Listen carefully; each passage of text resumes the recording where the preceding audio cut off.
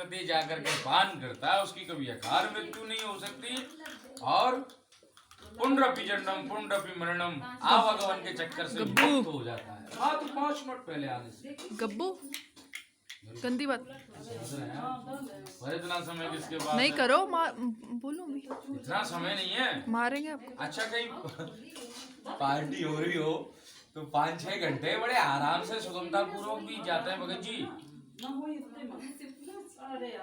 लेकिन जहाँ ठाकुर जी का कोई कथा हो रही हो, सत्संग हो रहा हो, भजन संकीर्तन इत्यादि हो रहा हो तो महाराज 1 घंटा भी बैठना बड़ा दुश्वार हो जाता है ना। ये बड़ी विडम्बना वाली बात है। थिएटर में जाकर के हम फैमिली के साथ 4 घंटे अपने सुगमता पूर्वक हमें महसूस ही नहीं होंगे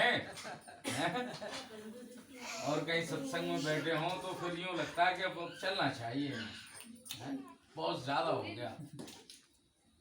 1 घंटा बैठना भी मुश्किल हो जाता है।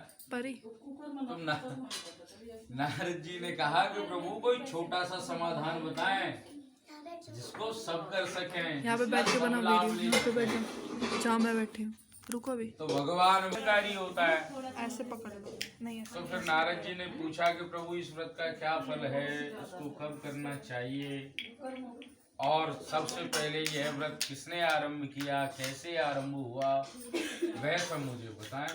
तो भगवान बोले हे नारद, दुख शोक दूर करने वाला, धन बढ़ाने वाला, सौभाग्य और संतान का दाता, सर्वर्थ विजय दिलाने वाला व्रत मनुष्य किसी भी दिन कर सकता है। ऐसा नहीं है कि हाँ जी हम तो पूर्णमास करेंगे, नहीं जी साहब हम तो संक्रांति को ही कराएंगे। कराओ, अच्छी बात है, लेकिन व्रत कभी भी किया जा सकता है बशर्ते सायकाल धर्म रख। सत्यनारायण की पूजा विशेषतः सायकाल में ही करनी चाहिए। वो इसलिए बताइए सायकाल में भगत जी की इस बहाने सुबह से शाम तक व्यक्ति व्रत रख लेता है कि जी पूजा करने के बाद ही कुछ खाएंगे, तो व्रत भी हो जाता है, सारा दिन भगवान नारायण के स्मरण में व्यतीत हो जाता है, उनके चिंतन में, और शाम को फिर कथा श्रवण करें खाने। हाँ, इसीलिए सुबह से शाम तक व्रत रखते हैं, तो फिर कथा श्रवण करें और कथा श्रवण करने के पश्चात कीर्तन आदि करें और फिर प्रसाद लेकर के स्वजन अपने अपने घर जाएं। संभव हो तो भगवान कहते हैं कि हे नारद जी, यदि ऐसे व्रत पूजन करने वाले मनुष्य की मनोकामना अवश्य पूर्ण होती है। कलयुग में विशेष रूप से ये छोटा सा उपाय इस पृथ्वी पर सुलभ है।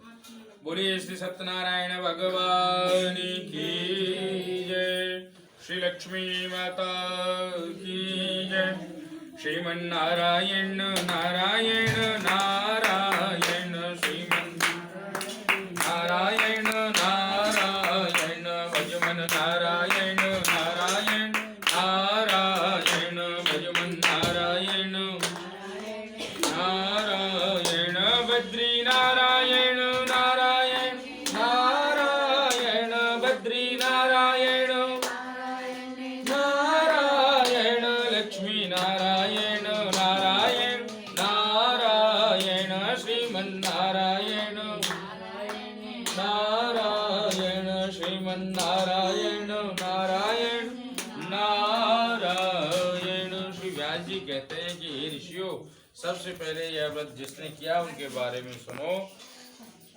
पूर्व समय में एक सतानंद नाम का ब्राह्मण रहता था, तो वो नित्य दुखी रहकर के पृथ्वी पर विचरण करता रहता था, भिक्षा मांगा करता था,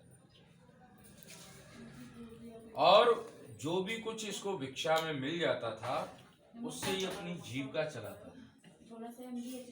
बड़ा ही दरिद्र ब्राह्मण। दरिद्र किसको कहते हैं जी?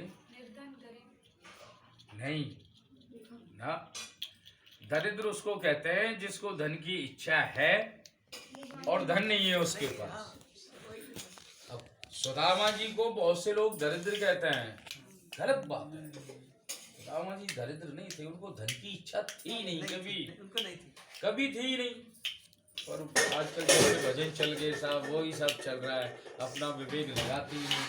सुदामा जी दरिद्र नहीं थे, सुदामा जी को धन की कभी इच्छा थी नहीं। दरिद्र व्यक्ति वो है जो जिसको धन की कामना है और धन उसके पास नहीं है, वो दरिद्र। सुदामा जी के पास तो वो धन था जो किसी बिल्ले के पास ही होता है? तो ये जो व्यक्ति थे, ये सतानंद नाम के, ये बहुत गरीब, इधर इधर आ जाओ ना, इधर घर में खाने के लिए अन्न का दाना भी नहीं। तो फिर बेचारे घर घर जाना, घर घर जाते थे, भिक्षा मांगते थे, जो भी भिक्षा में मिल जाता था उससे अपनी जीविका चलाते थे। तो एक दिन ब्राह्मण को चाहने वाले भगवान को इसके ऊपर दया आई। दया क्यों आई? भगवान नारायण को ब्राह्मण बहुत प्रिय है।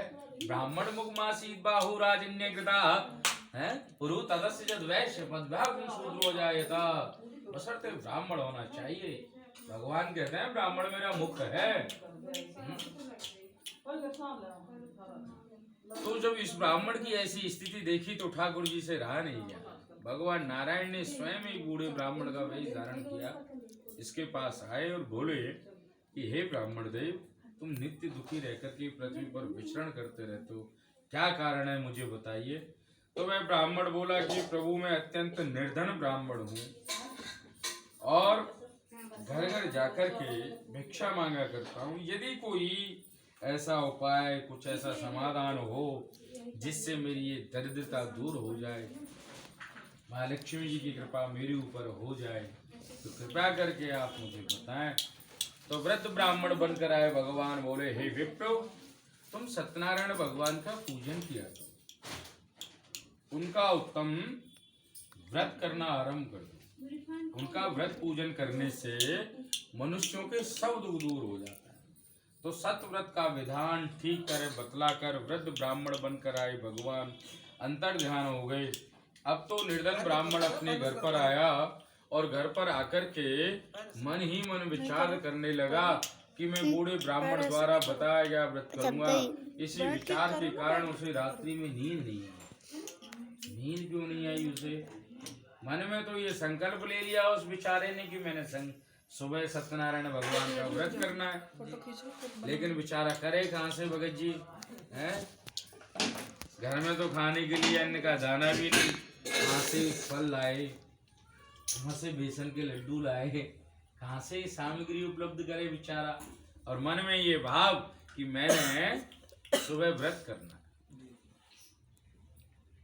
तो ऐसे तैसे रात व्यतीत हुई, प्रातः काल हुआ, नित्य क्रिया से फ्री हुआ, एक ही काम भिक्षा मांगने के लिए चल दिया। तो इस दिन भगवान नारायण की इसके ऊपर बड़ी विशेष कृपा हुई। देखो कोई भी काम है, पहले ये सतानंद नाम का ब्राह्मण भिक्षा मांगने पहले भी जाता था, लेकिन केवल अपने लिए। इस बार इससे हमें जो ज्ञान प्राप्त होता है, इस बार इसने अपने कर्म को धर्म से जोड़ दिया है? कि मैंने भगवान सत्यनारायण का कथा करवानी है, पूजन करना है, मैंने व्रत रखना है। इस भाव से ये भिक्षा मांगने के लिए गया।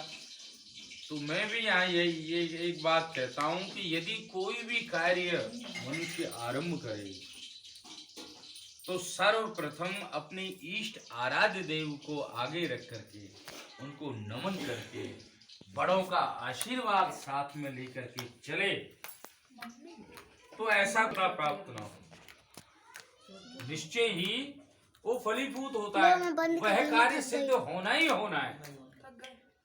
क्योंकि इष्ट कभी अनिष्ट है, लेकिन हम भूल जाते